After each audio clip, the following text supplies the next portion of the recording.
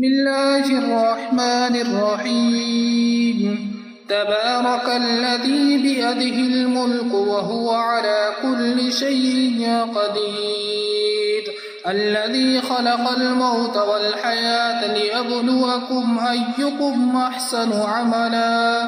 وهو العزيز الغفور الذي خلق 7 سماوات طباقا ما ترى في خلق الرحمن من تفاؤت فارجع البصر هل ترى من فطور ثم ارجع البصر كرتين ينقلب إليك البصر خاسئا وهو حسير ولقد زينا السماء الدنيا بمصابيح وجعلناها رجوما للشياطين وأعتدنا لهم عذاب السعير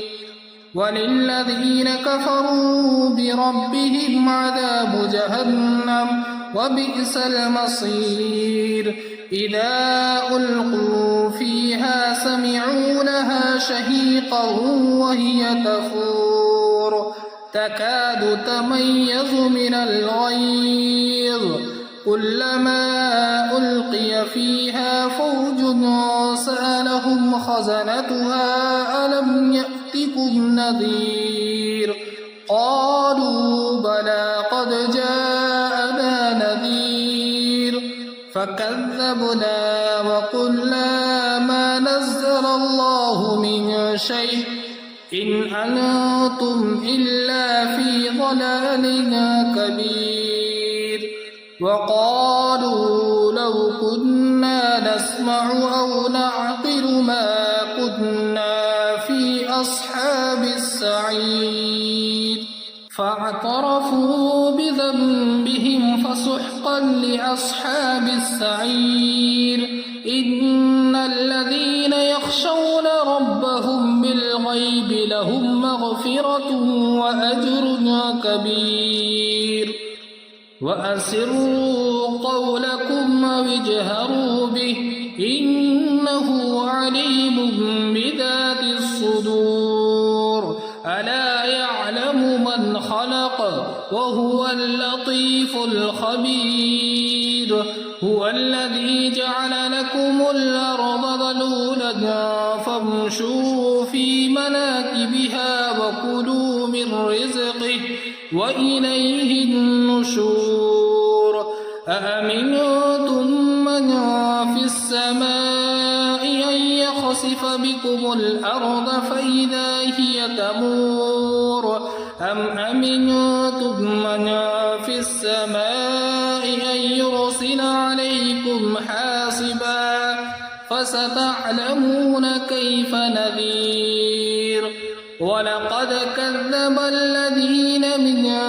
قبلهم فكيف كان نكير أولم يروا إلى الطير فوقهم صافات ويقبضن ما يمسكهن إلا الرحمن إنه بكل شيء بصير أمن هذا الذي هو جنود لكم ينصركم من دون الرحمن إن الكافرون إلا في غرور أمن هذا الذي يرزقكم إن أمسك رزقه بل لجوا في عتو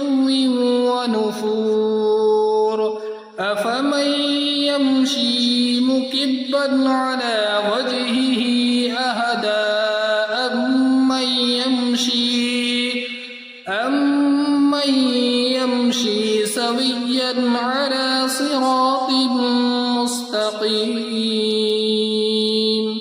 قل هو الذي أنشأكم وجعل لكم السمع والأبصار والأفئدة قليلا ما تشكرون قل هو الذي ذرأكم في الأرض وإليه تحشرون ويقولون متى هذا هذا الوعد إن كنتم صادقين قل إنما العلم عند الله وإنما أنا نذير مبين فلما رأوه زلفة سيئت وجوه الذين كفروا وقيل هذا الذي كنتم به تدعون